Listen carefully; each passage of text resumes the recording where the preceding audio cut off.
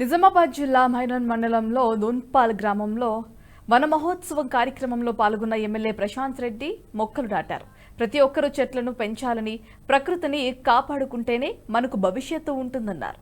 మానవాళి మనుగడకు అవసరమైన ప్రాణవాయువు అడవుల నుండి లభిస్తుందని, సకాలంలో వర్షాలు కురవాలన్నా అడవులు ఉండవలసిందేనన్నారు. పర్యావరణ పరిరక్షణ ప్రతి ఒక్కరి బాధ్యత అన్నారు ఎమ్మెల్యే ప్రశాంత్ రెడ్డి.